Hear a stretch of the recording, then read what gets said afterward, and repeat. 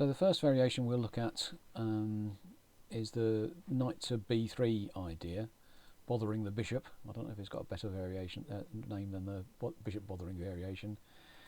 Bishop to b6, and now the old main line goes a4, a6, and for black d6, bishop a7, takes and takes, knight f6, castles, rook e8, bishop e6, and black's position is fine, perfectly solid, and white's going to find it difficult to use their this advanced central pawn. At the moment you move something like f4, the pawn may become weak, and the knight on b3 is really belongs on a different square. One line I know goes c4, a5 for black, taking control of the b4 square, rook f2 and b6, and I think I found 8 games, 4 draws, 2 wins by white, 2 wins by black. Up to you. Alternatively, the on move 5, taking the knight is played fairly often, I think, at Grandmaster level these days. Queen to f6 is a little finesse. Actually, let's look at this from black's point of view. And you can probably spot we're threatening mate. And so queen to d2, d takes c6, getting developed. Bishop to e6, knight to a4 is an idea. Rook to d8 wins a move. Bishop to d3, bishop to d4, keeping hold of the bishop. Castles, knight e7, c3, and now rather than give up the knight meekly, give up the bishop meekly, rather b5 is an idea, because the knight doesn't have a decent retreat square. And now c takes d4, queen takes d4, and you'll pick up either the bishop or the knight, or if you're lucky both, and that's a fairly equal position. So that's level enough.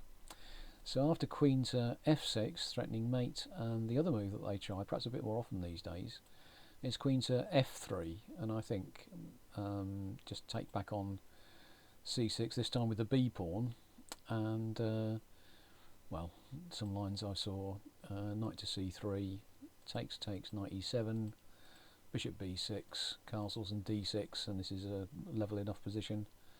If instead queen to knight to d2, same sorts of ideas really. A4, a5 of course, take the queen again, knight e7, castles by black, and now swap if they want to, and now either c5 or f5 I think are equal and offer you fair chances. Not an exciting game, but that's white's fault, and I think you can look forward to the future with some confidence there. The another variation, if instead of bothering your bishop, white tries to bother your pawn. There's the pawn bothering variation, and I think don't try and defend the pawn. d5, and after takes g7, king g8, knight h5, queen h4. White might even be happy to give the relieved to give the pawn back. Knight g3, knight f6, again threatening some activity. Bishop e2, white doesn't fancy the activity, the pawn more than the activity, so takes, castles, h5, and I think this is fine for black. Black's got lots of activity, isn't even a pawn down, and I don't see that black's position's any more awkward than white's. It just looks a little bit freer and easier to play, which I always like. So lastly, after bishop to c5, bishop to e3, and that's what I'd call the main line, although goodness knows what people are doing these days, and which creates a little threat. There's a threat of taking on c6 when your bishop is under attack by a discovered attack, which would be bad. So after bishop to e3, the thing that makes knight takes c6 so bad is that it hits your queen as well. So we'll move our queen out of the way and play queen to f6, and after c3, knight g7, and black's got massive development, although not a massive centre. Four moves here have been tried for white. I think bishop b5, just play e6 I think, bishop e2, and I think I recommend d5.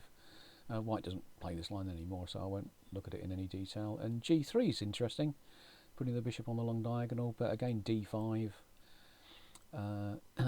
bishop to g2, takes on d4, takes on e4, leaves white with a isolated pawn. Knight c3, bishop to f5, takes, and castles long for white. So two bishops for white, but white's had to spend a little bit longer getting sorted because of this spending a move on g3 that they didn't have to.